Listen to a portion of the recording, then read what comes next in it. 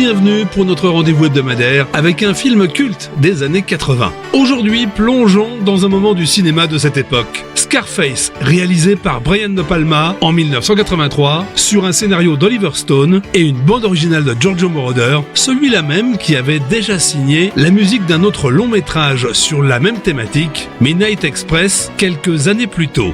Scarface, un film devenu culte, aussi fascinant que dérangeant, porté par une performance inoubliable d'Al Pacino. Redécouvrons ensemble un extrait de la bande-annonce. Alors, comment tu t'appelles Comment se llama Antonio Montana. Et vous, comment vous vous appelez? Où as-tu appris à parler notre langue, Tony? J'étudiais à l'école. Mon père, il était américain uni. Il est comme toi, il était yankee. Et puis, j'ai beaucoup été au film, tu sais. J'étudie, j'ai bien regardé l'acteur Humphrey Bogart, James Cagney. C'est eux qui m'apprennent à parler. J'adore ces gars. Je pense toujours, un jour, je vais venir ici à l'État-Uni. Al esfuerzo y al heroísmo de una revolución, no los queremos, no los necesitamos.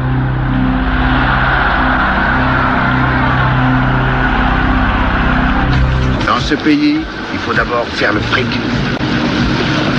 Et quand tu as le pognon, tu as le pouvoir. Et quand tu as le pouvoir, tu as toutes les bonnes femmes.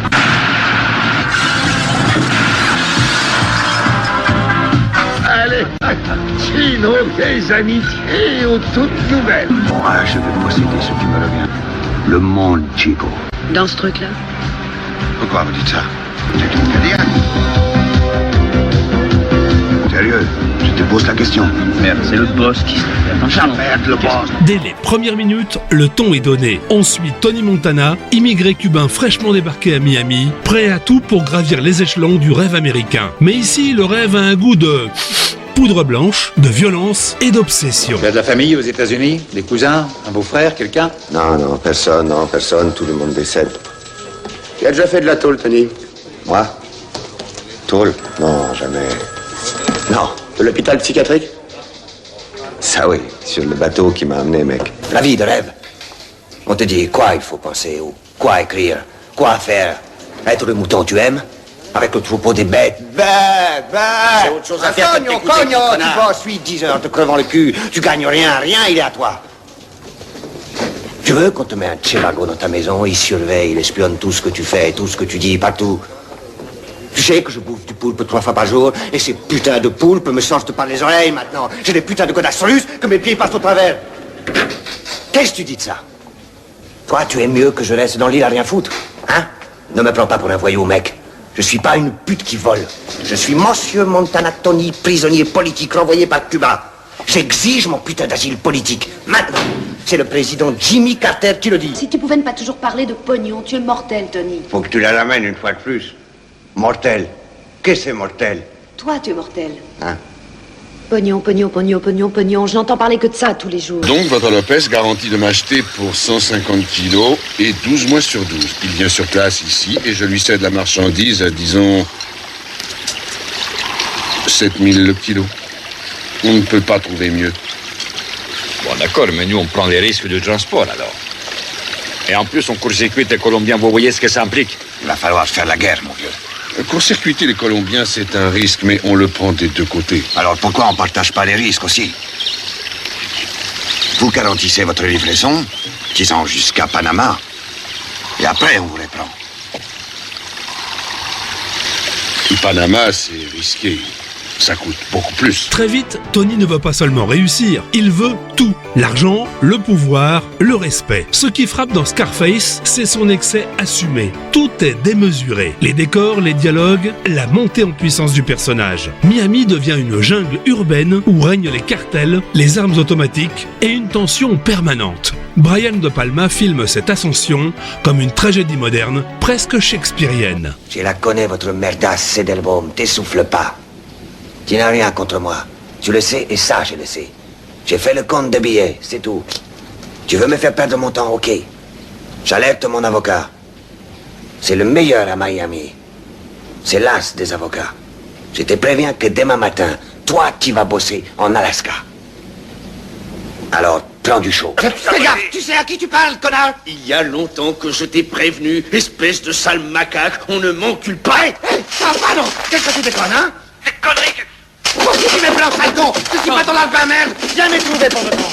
Tu veux la guerre? Je te prends. Tu veux la guerre? On va te la faire, ok? Et au centre de tout ça, il y a Al Pacino. Sa performance est devenue légendaire. Son accent, son regard, sa manière de basculer progressivement dans la paranoïa, Tony Montana est à la fois charismatique et terrifiant. On est fasciné même quand il devient incontournable. Regarde là. Une junkie. J'ai une pauvre droguée en guise des femmes. Elle ne bouffe rien. Roupille la journée avec sa paire de carreaux noirs. Elle se réveille à coups de cachet. Dis pas ça, mais... Elle veut pas baiser avec moi Allez. tellement elle est dans le coma. Et je ne peux même pas avoir des gosses avec elle. Sa matrice est tellement polluée que je ne peux même pas lui faire un bébé. Tu te rends compte? Petit salaud, Arrête, tu me le Coco. paieras. Vieille fiotte. C'est quand même pas des choses à dire. Regarde, t'as sonné, toi. Mais Scarface, ce n'est pas seulement un film de gangster, c'est aussi une critique acerbe du rêve américain. Le film montre comment la quête du succès peut se transformer en spirale destructrice. Plus Tony monte, plus il s'isole. Plus il possède, plus il perd le contrôle. Et maintenant, qu'est-ce qu'on fout? C'est qu'on fout. On fait la guerre. Voilà ce qu'on fait. Tu auras à l'écran, de les regarder bien dans les yeux quand tu les tueras. Tu te cacheras avec ta bombe à la con. Cállate. Tony va nous aider, allez, finissons ça. Tu t'es fait plaisir, hein? Vraiment la joie de tuer un mec et des gosses, hein? Putain, tu te sens fort. Cállate. Il est beau, le caïd. Je t'emmerde, moi. Tu me prends pour qui? Tu crois que je vais tuer tes gosses et leur mère? Mon cul! Je fais pas ce genre de saloperies. Moi, je vais posséder ce qui me revient. Qu'est-ce qui te revient à toi, Tony? Le monde, Chico.